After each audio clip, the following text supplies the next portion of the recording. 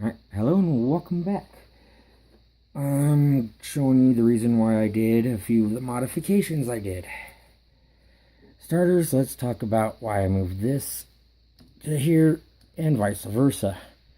The weight in the back just helps with the torque a little bit better. Not a whole lot, just a little bit. But the main reason I did it for is because of this.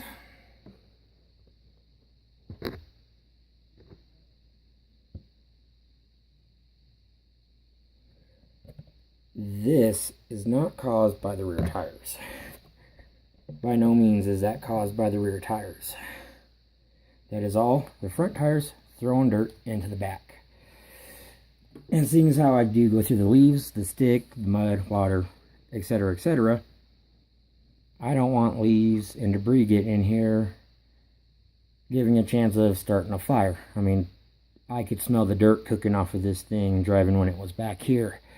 And it was god awful. I thought I was burning up the motor, but I wasn't. It was just dirt burning off the electronic speed control. Second, change the motor. I didn't change it because this one broke. No, this one works just fine. The reason I changed it is this one has a little bit stronger magnets in it, which allows the brake to work, or the crawling brake, or the assist brake, whatever it is, when you have no throttle on and it's supposed to stop. This one was no longer stopping on the hills with the aluminum rims. Almost really any grade past maybe a 20, this was giving out and just letting the truck roll down the hill. We're not stopping the truck at all. I'd have to go into reverse to get a stop. So I changed to a bigger motor, hoping that would work. I'm just not sure that this one is still it does a lot better, but it still slips on the steeper hills angling down. Now, probably to the big one that you're probably all wondering why I flipped my drive shafts. Well, the reason why I also took the opportunity to do this is I'm also taking the motor back out just to make sure that the gears are all matched up correctly. Let's see here. I already removed the 4 screws on the bottom. If you're looking for an easy way to remove your engine, just take those 4 screws out. Put the drive shaft down all the way in one, and it removes just that easily. But if you can look in there, you can see the dirt. You can look on my drive shaft back there, and you can clearly put some light on it for you guys.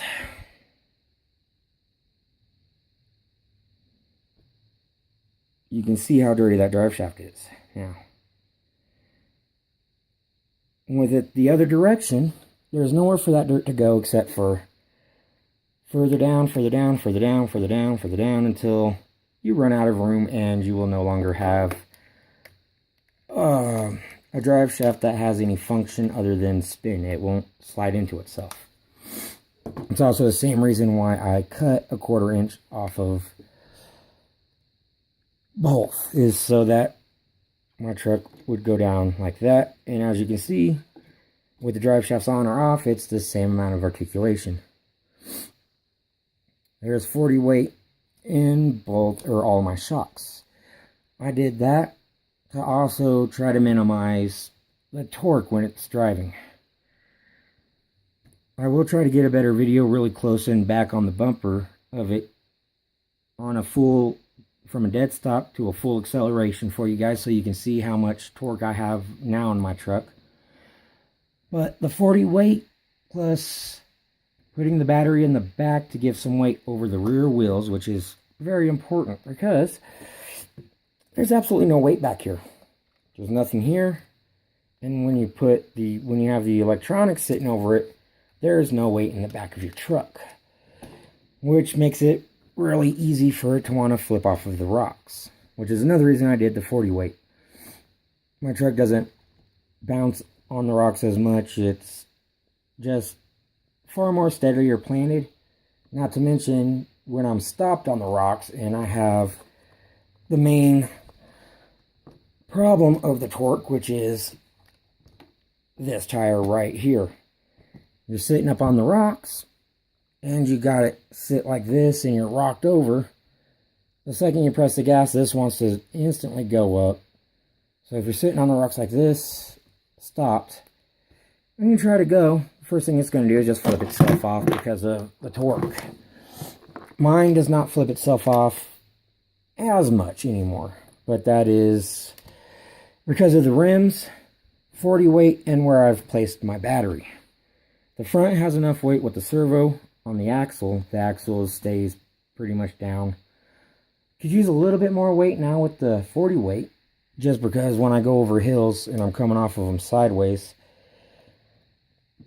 I can have this up, but yet this tire really doesn't always want to drop down, so I will be adding more weight to the front of my truck. I just don't know how much. I've done it before. When I had the little motor on, I used to add weight to the front, about half the weight of the battery. I added it back up to the front. Truck drove way better. It climbed a lot nicer. The only problem was with these rims and that added weight in the front, there was absolutely no drag brake. That's what I was looking for earlier, the drag brake. Words. There was absolutely no drag brake, so I had to take that weight off, and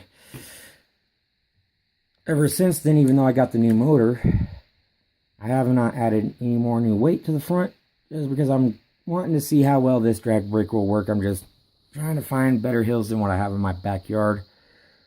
A good steep grade to park my truck on and see if the motor will have enough magnet strength for the drag brake to actually stop it on the hill and not let it continue rolling before adding more weight.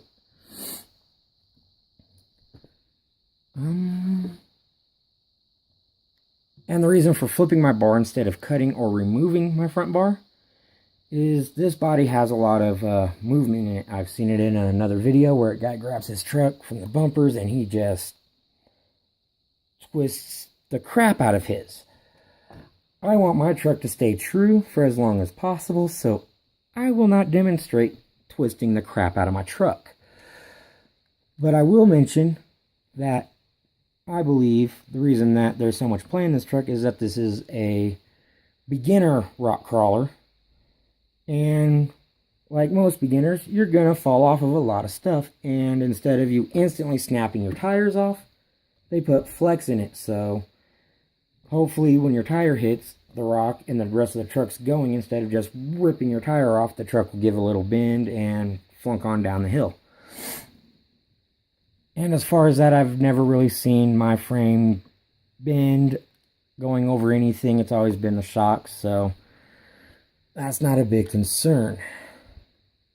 I rewired my truck to get the servo wires to stop pinching, get all the wires off of all of the springs. And if you notice on the back, just so that way the rear lights can reach up to the front, I had to flip where that was sitting. And for the most part, it just crisscrosses over the battery tray. And then zip locked it there so that those wires don't go flipping out when I'm driving and everyone can see my wires.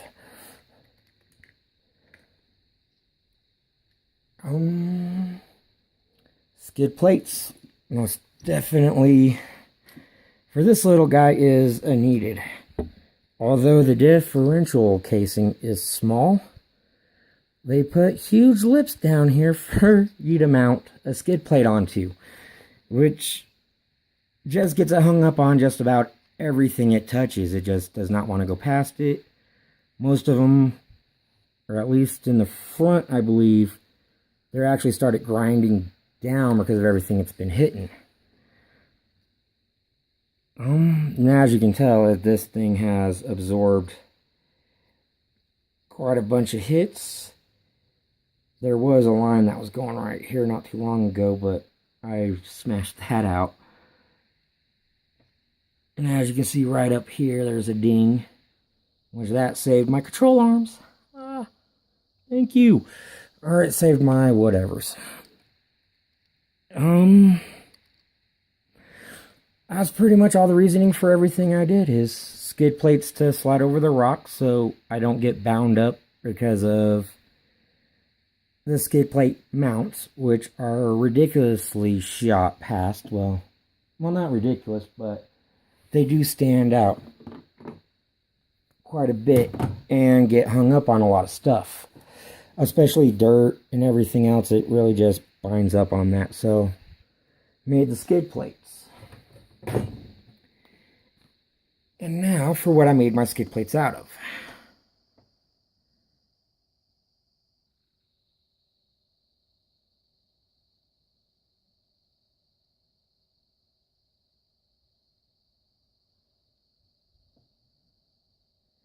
And that's it. They say wear gloves, it's sharp. I wear gloves when working with it just because I do have a tendency of catching myself on all kinds of goodies and cutting myself up. So I do wear the gloves when working with this stuff.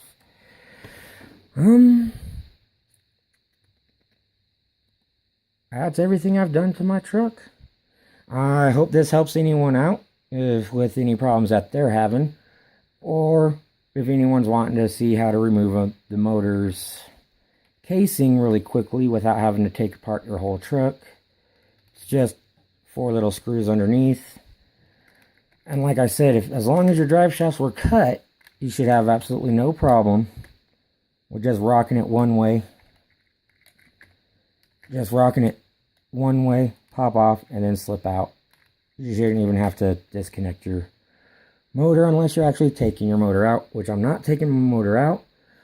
Just going to take off this and take a look at the gears and make sure that everything's mashed up. Maybe add a smidge of grease to it just to make sure that it's not going to be any drag from just the motor being attached to the gearing. Might not have to. We'll see once I take it apart.